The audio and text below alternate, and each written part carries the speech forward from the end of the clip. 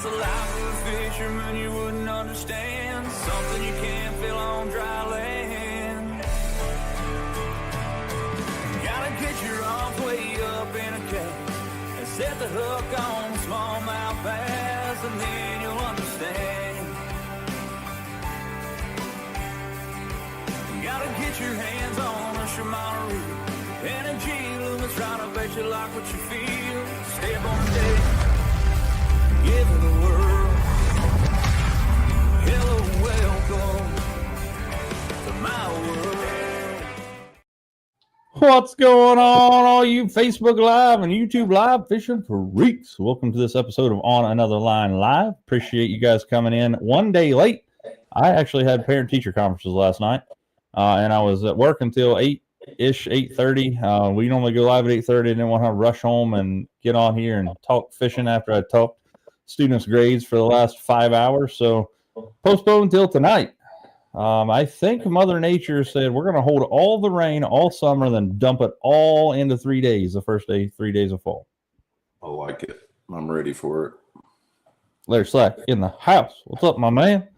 A couple terms come up. If you guys are interested, marathon will be at Yatesville tomorrow from 5 to 9. River Rat coming up here, not this weekend, but the next weekend. That will be Saturday, Sunday. $200 entry fee. You must pay in advance. Get a hold of Larry Slack or Dan Mullins or somebody from the River Valley Bass Club. They'll be able to get you in there. As far as I know, you still can't pay at the ramp. Again, I'm sure that's because of security stuff.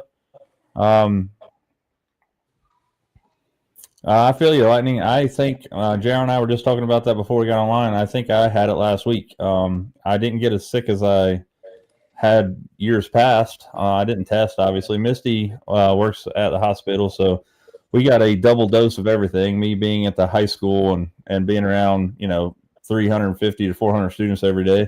And Misty being around, she doesn't have it as bad anymore. She works in an orthopedic office now. She used to work in an urgent care, so we saw everything from measles, mumps, rubella, you name it. We saw it all. And then now she's kind of like, she's still in the hospital, but not around all that stuff, it seems like. But she got sick a couple weeks ago. That's been more like 3 weeks ago now. I thought I was going to dodge it. Took a bunch. I've been taking a bunch of vitamins and stuff previously. What's up, Al? I caught it. And I still have a slight cough, and I can't get rid of it. It's like it's hanging on for dear life. So I hope you feel better. You can get your stuff at Borders and Malone's also. Strix Marine Plus in the house. What's up, buddy? Strick, I have those things printed for you. Excuse me. And I will get them to you hopefully this weekend. This girl. What's up, Tony? Got it on the plane or trade show. Easily done, man. And like, I don't know. I'm glad that it's not a huge deal like it was, 5 years ago. I feel like that we're getting that, herd immunity and it doesn't attack us as bad, or maybe it's just different strains or whatever. But I mean, I remember 5 years ago, if you had COVID, everybody acted like it was a death sentence. So the invite. That's right. Come on. That's awesome, man. Yeah. Chris actually called me and was asking about you, Tony, and I kind of got you hooked up with that a little bit, but it was because of the show. He watched the show after and saw you on here, and that's kind of what happened. So I'm pumped you got on there too, Tony. What's up, Carl? I saw you that you were down there at Gunnersville. Man, Gunnersville is always better than fishing here, so you got to keep that up. Are you fishing that Spro tournament down there? Is that what you're fishing down there? But yeah, that should be soon. The frog tourney. Let's talk Lake Vesuvius for a second. Last week, we pretty much talked a whole hour about Lake Vesuvius, but since that show, it has seemed to, it has seemingly become a PR nightmare for the National Park Service or National Forest there. Obviously, our show is not huge, but I've gotten several messages and calls and emails about the show we done, and everybody is always for putting F1 bass in places like this. So just to reiterate, I'm going to try to spearhead trying to get F1s put in Lake Vesuvius because, again, over the last 3 weeks, Lake Vesuvius has turned into a PR nightmare for the Wayne National Forest, I would imagine, unless they just don't care at all or don't have any heart or don't really give a crap about anything about Lake Vesuvius. Over the last, 2 weeks or so, there's been some publicity out there that's less than ideal for them. There's folks out there. There was a kid that got stuck in the mud trying to rescue fish out of one of the mud holes out there, and they had to call the cops to get him out of there. I think somebody finally saved him out of there. Obviously, he didn't die, but there's thousands of fish that they just done a massive fish kill by just draining the lake totally. Now, I will back it up to say a little bit to their defense is that we've had a crazy drought, but there would have been no water left in that place anyway because it was going to be drained all the way out. I mean, there would still be water left in there, but there are I've seen pictures over the last 3 weeks of fish that are laying right there in Paddle Creek over the spillway that are 5, 6, 7, 8 pound largemouth bass that are just laying down there with flies on their eyes and all that stuff. It's a travesty. It's a tragedy. And I'm not talking about I'm kind of a bleeding heart anymore. The older I get, the worse it is. But I see all this fish, and those fish were put in there, and they've survived that long, however long. You're talking 5 to 8 pound bass. I mean, 8 pound bass in our area could be 15 years old. You never know. But now they're all laying dead, and I'm sure with this rain, they're being washed down Paddle Creek. But it's crazy the amount of fish that were dead in that area. I mean, I didn't go out there because they closed the lake, but I guess it just turned into just a living nightmare. You could pull up anywhere near Lake Vesuvius and just smell rotting fish. It was crazy. Yeah, I bet it's really disgusting. I was talking to Brad a little bit about it at Borders, and he was saying that they drained it down to a certain level to fix something at the dam, and then one of the doors got stuck open and they couldn't stop it or couldn't shut it, so it all drained out the dam. Yeah, I mean, that's probably true. I've heard 9,000 different explanations. I heard what Jared just said, that there was I heard the most one that I hear the most often is that there was debris in one of the valves, then they had to drain it to get that stuff out. But I wouldn't be surprised if what Strick just said there, they drain it on purpose for some water virus. They did definitely drain it on purpose for sure. I also feel like that with the EHD and the deer population that's in our area, I have a feeling that stagnant water out there is going to cause that to get even worse because I'm sure there's deer. Obviously, from what I understand, a deer roughly travels, unless they're during the route, they roughly travel about a mile circle. So they're going to be around some sort of water, whether that's a creek or a lake or a pond or whatever. They have to have water to survive. So they're going to be living in and around water. And the water that's in that is already stagnant. And I'm sure there's water being put in there now because of the rain we've got. We got 4 to 5 inches of rain in the last 3 days. But it's excuse me, it is it's crazy. And what's even worse than that is it's not just Vesuvius. They drained another lake out in the country this summer too. And if you want to fish in this area, within 20 miles of here, you either go to the Ohio River or you go to Kentucky, which is crazy. Yeah. It's terrible seeing all those dead fish in there. I mean, I can't help it, but I love bass, and all the other fish that are with them are obviously really important for that ecosystem. And, it's just, you can't make that kind of mistake. I don't know what else to tell them. Well, I mean, if I'm playing devil's advocate here, it's impossible to get all of those fish out of there. There's some of those fish are going to die. That's inevitable, right? When you drain something like that, or a drought dries it all up, most, if not, a lot of those fish are going to die. That's just the circle of life. I get it. But the fact that it's not that big of a lake anyway, it's 134 acres, I think is what it is. The state of Ohio has electrofishing boats. They could have went out there and spent a week out there and got the majority of those fish out, even the smaller fish, and like Strick said, put them in the river, put them, anywhere. But out there, but they didn't. They just pulled the cork and let it drain. Which I think this is why, though, why I bring this up is I think this might play in our favor that they're going to want to try to do everything that they can do to save face when they start filling this thing back up. Now, there's a couple of things that need to be done right off the rip with it being drained. Is the boat ramp needs to be fixed. The way that it's set up right now, there is a drain that comes off from the archery range up there, and it comes right down and goes right to the right of the boat ramp. So all that silt and sediment up there comes rushing down there and gets filled right into that boat ramp, which causes you not to be able to use the boat ramp.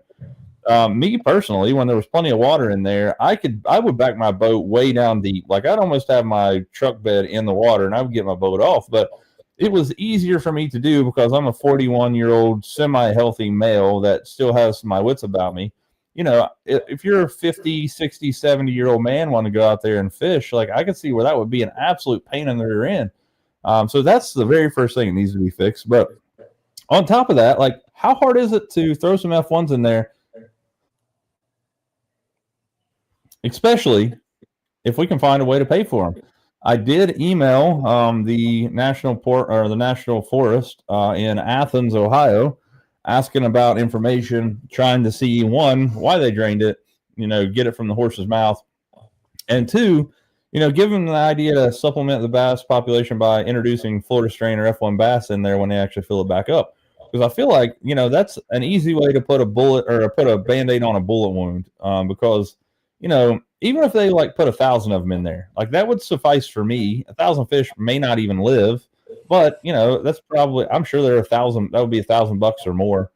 But, they're going to have to put some fish back in there, and they can't really, claim the pure northern strain lineage there because this is the second time that lake has been completely dry in the last 30 years.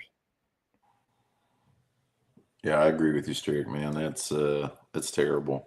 They could have done something. I mean, they obviously knew what was happening.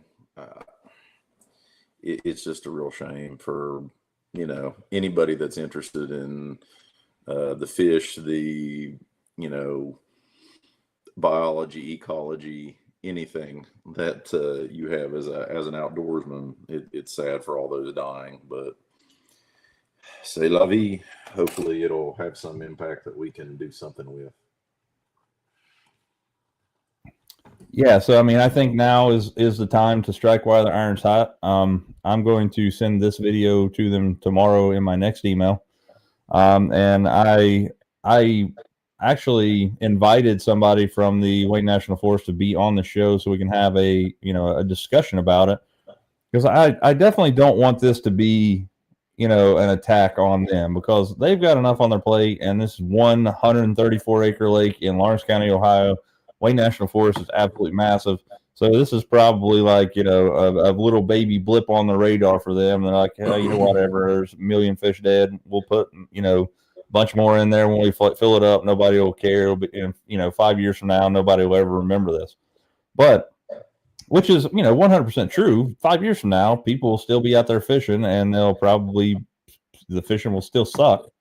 But 5 years from now, if you introduce F1s now, 5 years from now, Vesuvius becomes a trophy destination lake. It becomes the next Greenbow. And Greenbow is, as far as I know, smaller than Vesuvius. Or if not, it's about the same size. But look how many people go out there in the spring trying to catch an 8 to 10 pound bass. There's people that have tournaments out there and all kind of stuff. And again, I am all for them putting, if they make it a trophy lake like that, putting some really strict regulations on it out there and charge people to fish it. I don't think it needs to be an exorbitant amount, but $5 to put your boat in, they do that anyway. Grayson, Yatesville, places like that. Yatesville, I guess, doesn't, but Grayson does. If I had a chance to catch that 8+ pound bass any given Sunday when I'm out there, you bet, I would pay up to $10 a day to fish it. But, there's ways to generate revenue.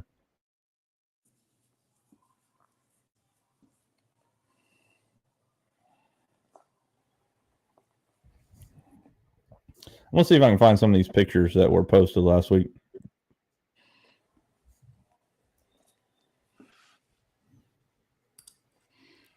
we've talked about this a bunch of times, Casey. I hope that changes. I really do. Um, this tri-state area, and what we are missing in comparison to Tennessee, Alabama, Georgia, Florida, they have a ridiculous amount of people traveling to their state, spending money because the bass fishing is so good. I don't understand why. Why not? You know, you're going to have to spend the money to put some bass in there now. You know, it's a good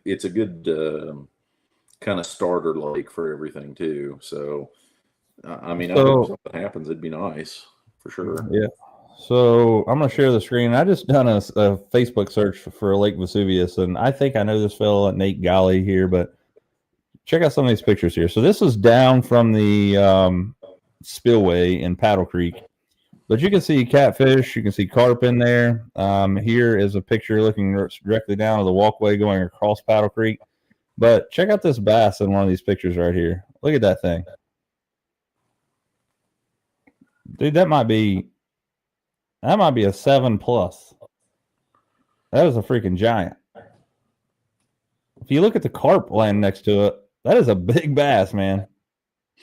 Yeah, I can't even imagine how bad that smelled. Oh my gosh.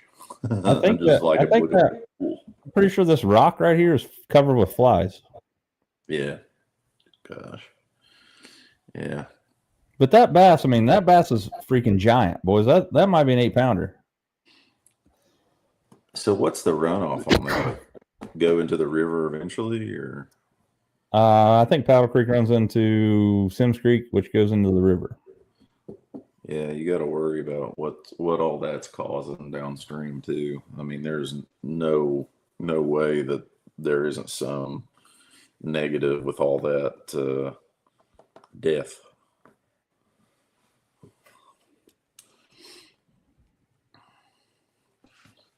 Well, anybody out there got any big tournaments coming up? Definitely want to hear about it. Casting for Kids is a little less than a month away, so we're definitely in the can't share any information time frame, but I'm really excited to go down there and fish Chickamauga again. And you know what? If it doesn't go well, I'm going to go even further south and fish Nickajack again, because Nickajack was awesome.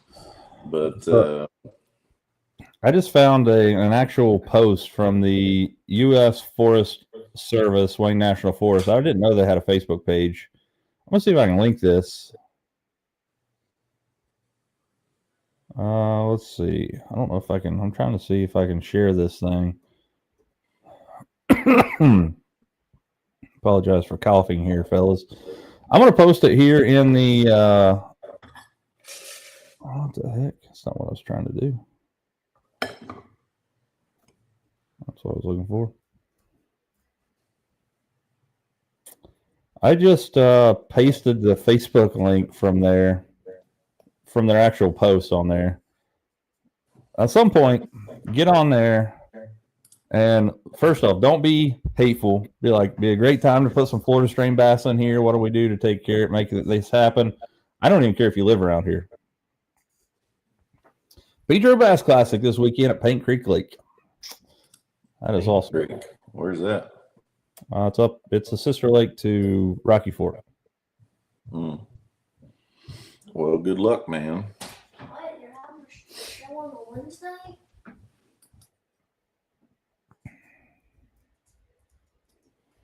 This is the Minecraft champion right here. All Minecraft all the time. Yeah, let's see here. What was I trying to do? Hold on a second. I'm trying to find some more pictures of what I was trying to do here, ladies and gents.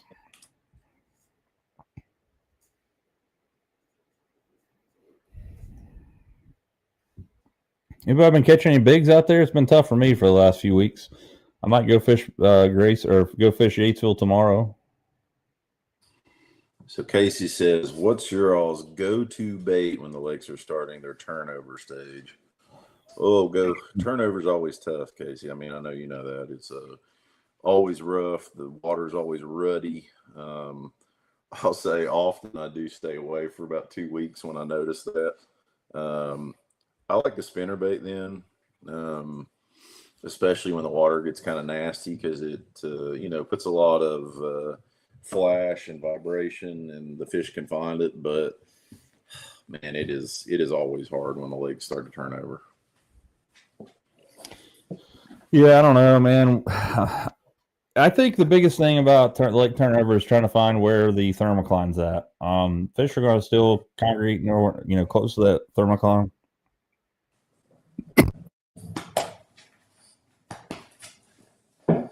Dang it, man. Might be dying.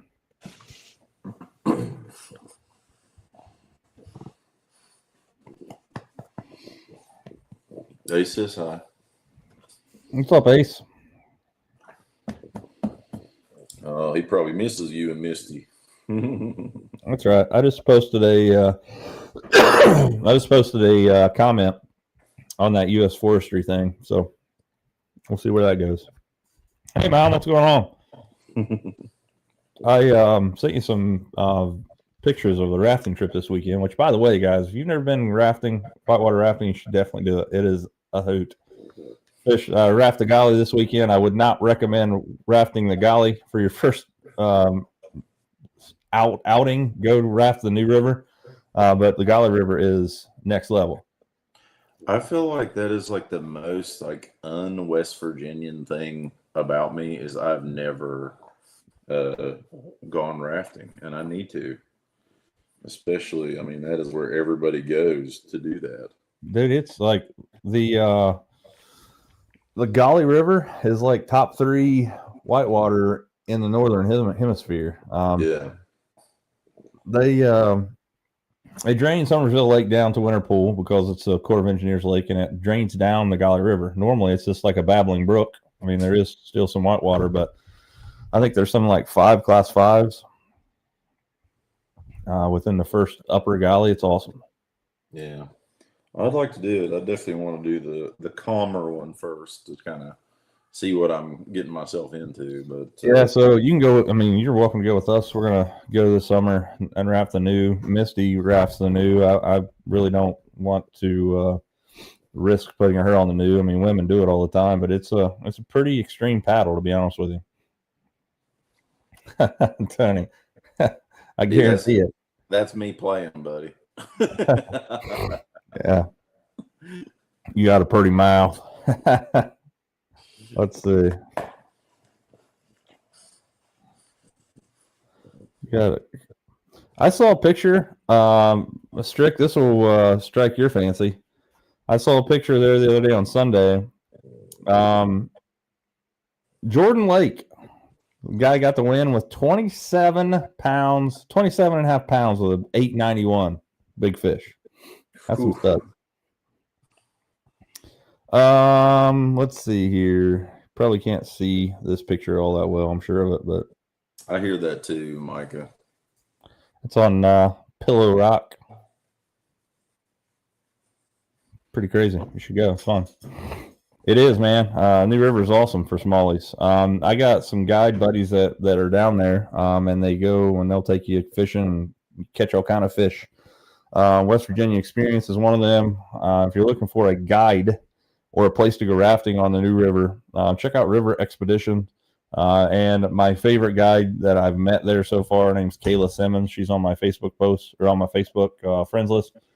If you are interested in rafting the New or the Gauley, again, the Gauley season only lasts for like 8 weeks, or I think it's 6 weeks, but it's 7 weeks this week or this year because when they got an extra release day. That's a bummer. Somerville's going down, though. I'd love to go up there and fish. Somerville's a blast. Strick said, never heard of Jordan. Yeah. And just like Tony, I'm sure he hasn't either. It's like that in Falls Lake. I don't know what you're talking about. Yeah, that's Tony. That's what we're talking about. The Falls Lake in North Carolina. I screenshotted those fish. It's really tough for you guys to see, but I mean some hammers. You can see it. That got some freaking hammers. Mm-hmm. Your mom says And Angie used to live on Jordan Lake. Oh, you're muted. Yeah, coughing my head off over here. But yeah, my aunt Angie did live on Jordan Lake. Wish I was down there when that happened. Don't sell it. What is it? Don't sell it. The spot on Jordan Lake. Don't sell it. I'd like to buy a place up on St. Clair. I just about pulled the trigger this past spring. There was like a double wide trailer in the middle of like $1 million homes, man. It was like Jed Clampett, dude. I was like, that is me.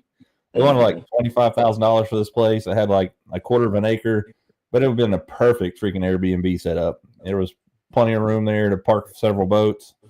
I'm talking about right in a freaking like millions and millions of dollars home. It was like right on the outskirts of it. I'm surprised, and it probably happened that way, but somebody probably bought it from that housing development just so nobody could live there anymore. Oh, yeah. Yeah, there's such nice properties up there.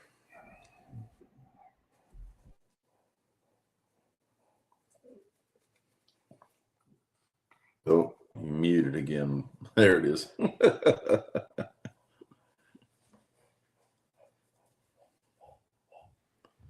don't know what's going on, man. Coughing my head off, but I was talking I'd this like to go to Lanier, man. I hear that's probably the best spotted bass fishery in the country. People say that you can catch some really nice spots.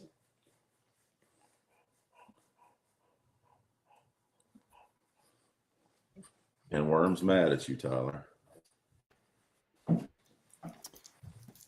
yeah, man. Like, it was like the perfect deal. It was like 30 grand. I think it was 30. I sent it to you, Jared. How much was it? I think it was 25. I remember that. I remember looking at it and being like, dang, that is cheap. Probably on the market for 2 days. Maybe.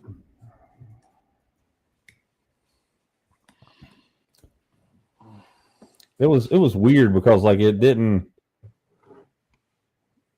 I don't know, like it was kind of crazy how it was like a 3-bedroom double wide trailer. It was up around Selfridge. It was like around Chesterfield, which is a really daggone it was a pretty good area.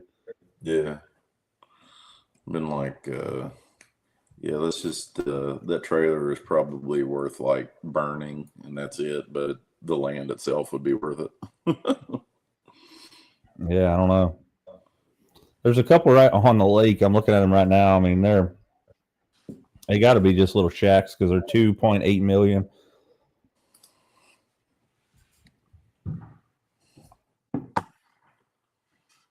Oh man. Well, I definitely hope with the cool off and with all this rain, fishing will get better around here. I mean, I can't say that I've been fishing around here much lately as is, but with the water being so hot, I definitely have kind of went to Chickamauga, and since then I haven't fished again, so I don't get in trouble with the fam, but I don't know, maybe it'll get a little bit better down here soon, I hope. Man, I think somebody bought this house and is flipping it. They should Hold on a second. Chesterfield. Look at this double wide, man. That is much nicer than the one you sent me. Maybe it was. I think 3 bedrooms, 2 bath. Mm-hmm. Oh, let's get that purple, man. Hey, Worm, if I buy this, that's going to be your bedroom, bud. Yeah.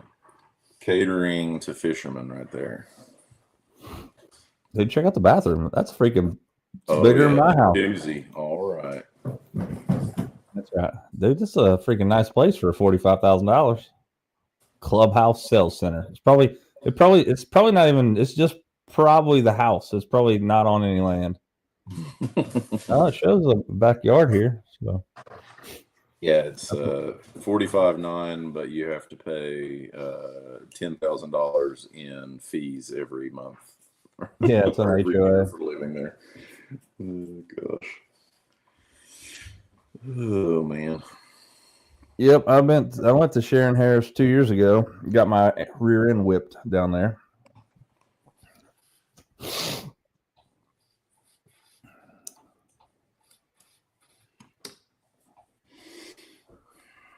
Well, how's everything going with your machines and new building in the classroom there, my friend? It's going well. Got the building totally done. Machines are in there. My kids are running the machines, learning how to do tool changes and things. We're making stuff with the wood router right now. We're building chessboards out of maple and walnut, which are turning out phenomenal. And then throughout the rest of the year, my students will use the lathe and the mills and stuff to make their own chess pieces for the board, which is pretty daggone cool. Walked in yesterday and I found 4 big water leaks in my brand new building, which I guess that's kind of growing pains. So they're fixing those. Speaking to the Lawrence County Business Advisory Committee tomorrow at the school, they're all coming there and they're going to take like a half-hour tour of my shop and talk to me about it. So hopefully I can get some partnerships built up there. But it's been pretty good. Lightning, I still haven't forgot about your offer. I will definitely reach out here in a few days. I'm just trying to get my head wrapped around what I got to do to get my kids cutting some metal. I got to get. I talked to Tyler a couple weeks ago, and he told me Harbor Steel in Louisa was a great place to deal with. So I'm going to contact them tomorrow to try to get some 6061 aluminum, and then eventually. To kind of tie it into the fishing side of things tonight, I hopefully can start making some bait molds with kids.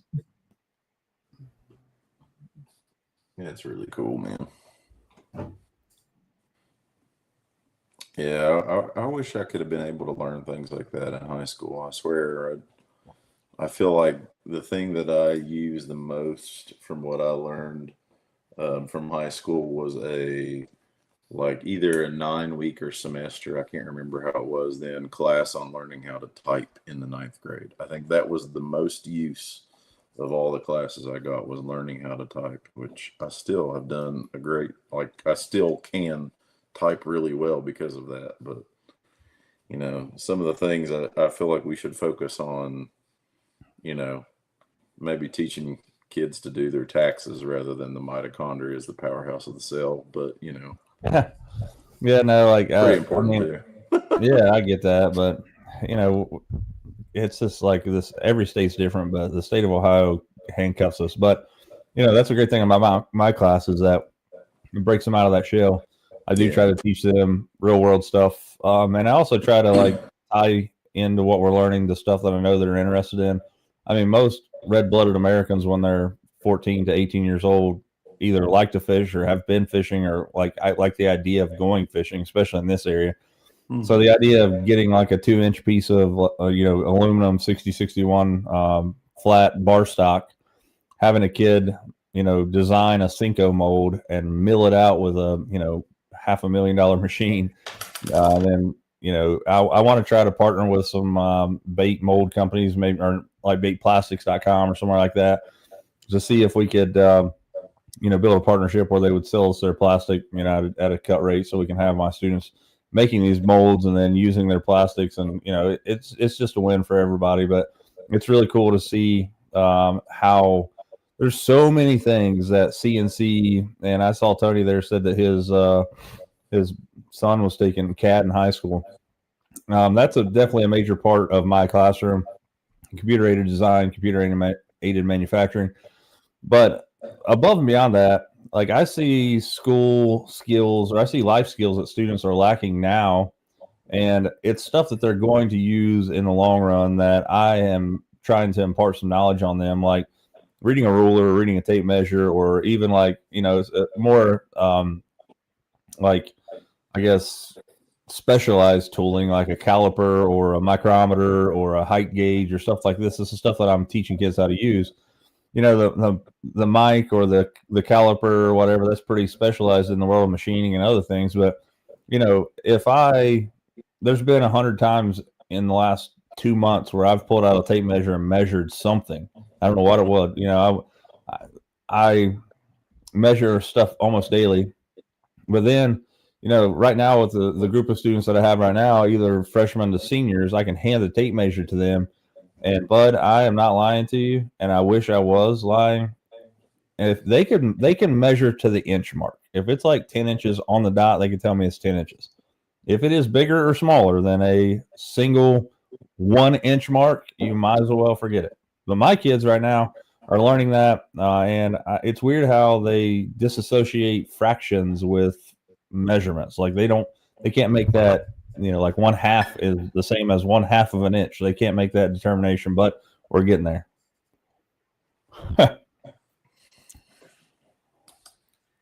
What's up, Brent? Tyler Williams in the house. What's up, buddy? Tyler, I sent you a text message the other day. I guess that was your phone number. I called you on the other day. I sent you a text message. I was looking for a 1 foot long piece of 1x2 bar stock. But it's all good. I'm gonna call Harbor Steel tomorrow, by the way. So if those guys, maybe give them a heads up that I'm gonna call. I'm gonna be buying a lot, man. Maybe not a lot in the amount of manufacturing realm as like a manufacturing environment, but I'm guessing somewhere around $50,000 worth of stock, and that would be metal, not stock market. Yeah. I can't stop playing with my daughter's little pin here. It's just really, really exciting. Can you catch fish with it? Probably. I've seen people catch fish with a cell phone before, so yeah. I think one of the cool videos. Congrats, man! He got a invitation to fish at Dale Hollow, and what is that, Brent? I forget. All right, let me read it. BFL regional. Yeah, I think so. So that is freaking awesome, man.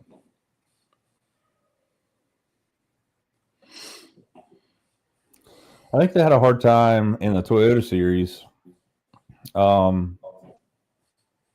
thought the BFL championship was like.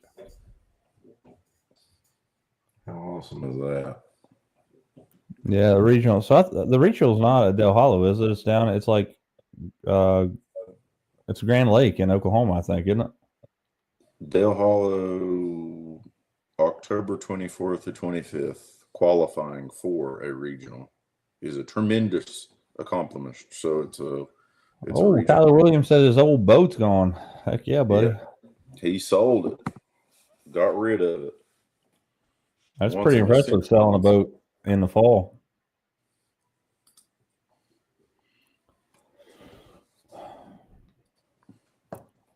Volunteer division. Oh, I think Kyle's fishing the mountain division. That's why the mountain division one is in Grand Lake. Nah, that's weird though. It seems that normally those are the same place, like the regionals or mountain division, Buckeye, volunteer. Maybe it was the Toyota series I was thinking about. The Toyota series national, or the Toyota series championship was at Grand Lake. Have you seen Matt Messer in the Bassmaster qualifier stuff? Yeah, I'm glad you brought that up. First place.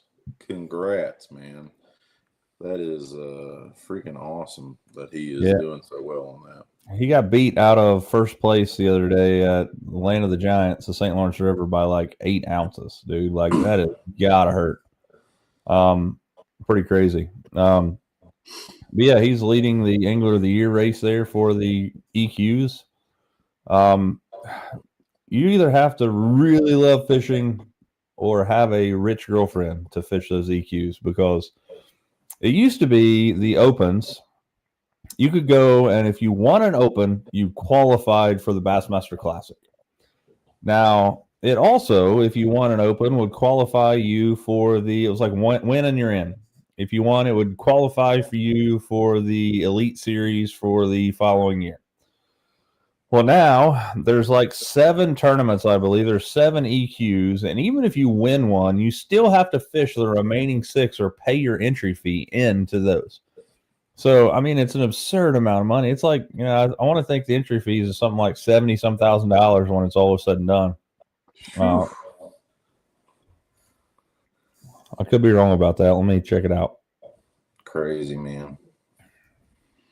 Well, I'm just pumped that a guy from around here and a guy that we've had on the show is doing so well on it. And yeah, it is. I misquoted. It is not $70,000. It is. Hold on a second. If there's 7 events, it's $24,500. It's $3,500 a tournament to enter. It costs $800 million to fish. Z21 and a 21 Bass Cat. Man, the new Phoenix that are out are freaking sweet. The high back seats and stuff they made are bad to the bone. But I think if I had unlimited money, I might buy a Bass Cat. I like Bass Cats. They look good. They've been around forever. They got a solid name. I think their live wells are weird. Yeah, that's one thing that just turns me off, those triangular live wells. Maybe you have a lot more room in those back storage areas. I don't know. I've never owned one. I've ridden in several. They are fast boats. They will freaking rock and roll, baby.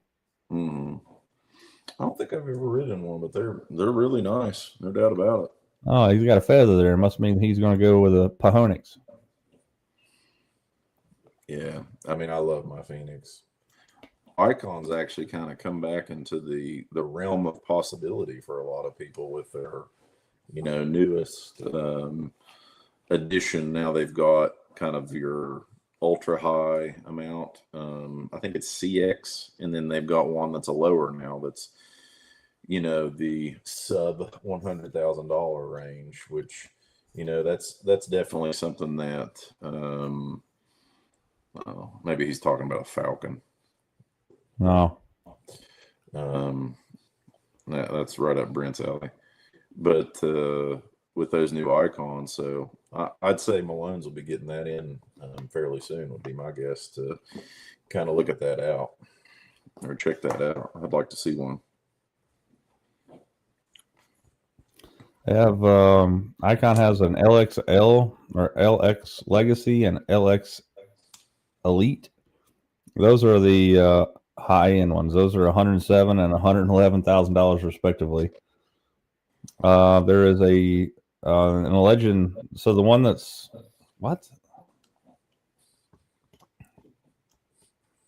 is? I'm missing something here. I guess the Legacy is. Oh, you can get them in either 20 or 21 foot. Mm-hmm. So yeah, you're looking at $108,000, $110,000 for those boats, which is absolute crazy. And then you have the Victory, which is the VX, I think.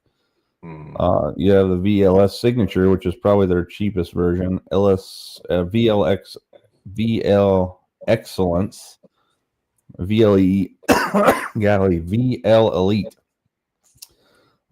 Signature series is about $71,000. I'm sure that's like bare bones. The Excellence series is $83,500, and the VLE or VL Elite is $90,100. Actually, though, that's a lot of money. I couldn't afford it. But the VL Elite, the $90,180, comes with 2 options for an engine, 250 or 300. 20 different color choices to choose from, 2 color seats, quad 12-inch graphs. You can get any trolling motor you want. The deluxe trailer is standard. Fish IV is optional, which probably means you have to pay for that, and the chiller system is optional too. So I'm sure those are both upgrades. I heard that too, man, that the Icons are pretty slow. But I love my Phoenix. I have no regrets. Yeah, so I'll probably go with the Phoenix too if I ever sell my boat. But man, it's just I don't have a house payment anymore, which kind of makes it easier for me to buy a new boat. But I'm literally trading one mortgage in for another.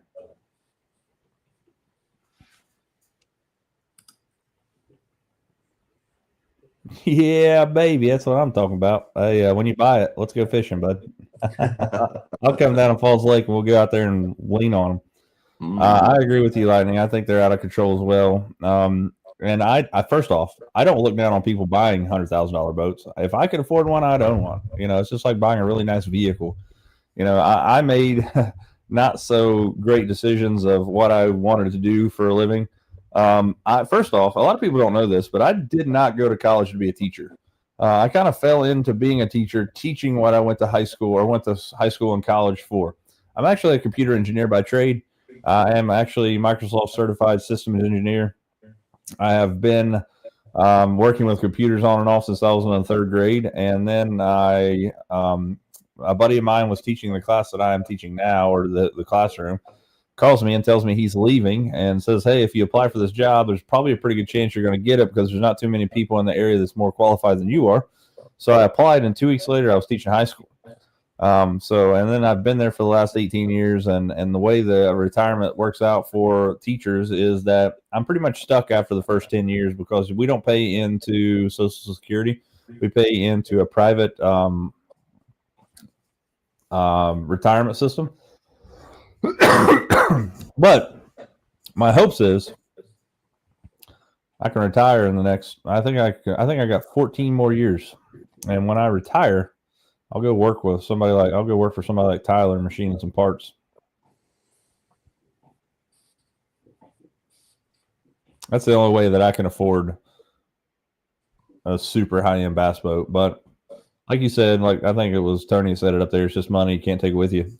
True story. I've never seen a hearse with a trailer hitch or a luggage rack, for sure.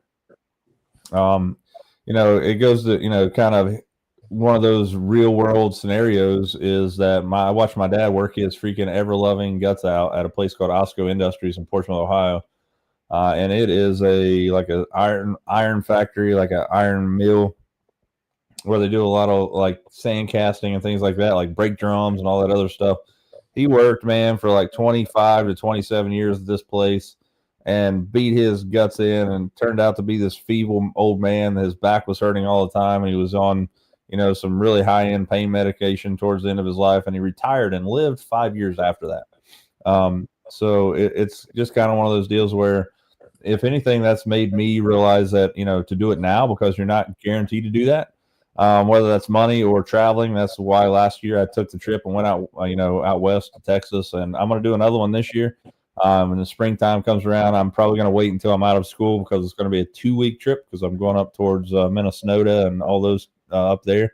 Let it get a little warmer, hit Mille Lacs and all those places. But do it now while I can. That's my motto. So. I see young people die almost every day, so it happens, man. It's awful, but live the way you can. Yeah, Worm. So Falls Lake, man. I have a special place in my heart for Falls Lake. I've only been there one time, but my PB came from Falls Lake, and it's not even a giant. It's like 6 pounds and 9 ounces. It was an absolute hammer, though. I caught it on a jackhammer. That was a whole nother story. I'm sure you guys watch it on my YouTube channel, but I put in at the one end of the lake, and like as luck would have it, and again, it's my fault. I should have done some research, but I bought the wrong map card. I thought whatever one I bought, I thought it was like Southeast states or whatever. I didn't look at the states. I was like, you know what? That's got to be Southeast. So I grabbed the Southeast, and it's really not. It's like Mid-Atlantic, I think is what it's called. But I went down there, put my boat in the water in I didn't know where to put in, and I just found the nearest boat ramp from where I was coming from. Put in way the heck up the lake. I mean, way up the lake. And turned my graph on and didn't have any map. So I was like, shit. So looked at my phone on my mapping system that I have through One Boat Network and tried to follow the channel in my boat with my phone. If you ever try to do that, don't, Jacked up a lower unit. My boat hit a rock, freaking destroyed it. Went and put my boat in a water. So when I got on my phone, everything on my phone except for the channel that was about times the size of my boat wide was red, which means it was 5 foot or less. I'm talking like hundreds of acres of water, 5 foot or less. So anyway, I got my boat put back on the trailer. We go down to the other end of the lake. We fish for a couple hours, and I make a cast and catch one about 3 pounds. And then I made another cast and caught one about 4 pounds. And then I kept fishing down this bank, and I threw a jackhammer up there, and it was weird because the fish didn't even fight. I mean, it started fighting after I hooked it, but it felt like something had just hit it and was running down the bank with it, like I'd hooked a stick or something. And then it jumped. And Misty was in the back of the boat, and I saw it jump, and I told Misty, I was like, get the net. This is the biggest fish I've ever caught in my life. And her exact words was, whatever. And then it jumps again, and she was like, holy crap, and goes to get the net, and finally goes to net it, and it jumps the net. So then she finally nets it, and she's like, oh my God, I can't even pick it up. So Falls Lake is a good one.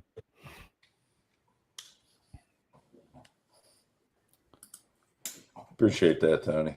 Yeah, dude. I'll definitely take you up on that offer. I'll be down there maybe soon. I'll get a hold of you. I'll let you know. It'll be so. First off, my buddy Dusty I guess he's about a half hour from Falls, but he is there and has a camper that I can stay at. But I'm not sure he's going to be there. I have a 4-day weekend over Election Day. I get Friday, Saturday, Sunday, Monday off, so it might be a good time to come down. But I'll let you know. We got to have him scout it for us. I've gone on too many bad fishing trips lately. I'm ready for going where the fish are biting. For sure. Well, fellas, it's about that 1 hour mark. Keep an eye out on the Facebook page here in the next couple weeks. Again, even if you don't live here, they're not going to look where you live. Maybe drop I posted that link, and I'll link it here again. This is their Facebook. Oh, nope, that's not what I was looking at. Let me see if I can find that link again. Excuse me, I didn't mean to cough in your fellas' ears. I don't know, but I'm not going to be able to copy it. I don't think. No, I can't copy it. So it's up in the chat on both YouTube and Facebook. Go over there, hit that link, drop a comment there on that thing. There's 61 shares, 12 comments. One of mine is that. Dude says David Schaefer says, "Dang, we're going there this month in a month in Vesuvius." I don't know, crazy. Oh, wait a minute. Here's somebody else. Somebody posted something here on this thing that said what they declined to mention is that the repair is necessary due to a mistake resulting in the lack of funds and undertrained rangers from firing all of them. It's bullshit how this happened, and it won't fill back up for a long time. This lake was there through my whole childhood, and now I'm going to have to wait years for its return. True. Fellas, appreciate you guys sticking around with us for this episode of On Another Line Live. Get out there and lean on them if you can. I'm gonna go I'm gonna drink like half a bottle of cough syrup and try to get some sleep because I didn't sleep rather crap last night. Gonna go better down. I might go out to Yatesville tomorrow if this cough has subsided. I don't think it's probably a great idea for me to go out and play in the rain if I'm coughing my head off. 95% chance. Hey, man, that's also 5% that it's not going to. You never know around here. I like my odds. Yeah. Around here, I mean, like I said, we went like 3 months with like 1 inch of rain total, and now we've had 3.5 or 4 inches of rain in the last 3 days. Mother Nature said, "Oh, it's fall. Hold my beer." Yep. Absolutely. Well, it might not be raining by tomorrow evening, though, actually. It says it's the majority of the rain is going to be in the morning, so maybe you'll get lucky. I'm on call, so I'm stuck. Yep. All right, then. Well, you guys get out there and catch them. If you're going to go to the marathon tournament, you might see me tomorrow again, depending on if I can get rid of this. Well, it's not going to be gone by tomorrow. It's obvious because it's like at this point, it's about old enough to vote. So I'm going to try to get out there and get it. If not, see you guys live next week. Can we get the double thumbs up? Later, homies. Guys, if you guys can't get out there and lean on them, we'll see you next time on Another Line. See ya. Thank you for tuning in to this episode of On Another Line Live. We truly appreciate your support, and we couldn't do it without all the amazing folks at home watching week after week. A big thank you goes out to our sponsors, who help make this show possible. Malone's Marine, Borders Sporting Goods, Solar Bat Sunglasses, Picasso Lures, Shimano, and Columbia Sportswear. Their partnership allows us to keep bringing you the content you love. We'll see you next time on Another Line. Until then, get out there and lean on them.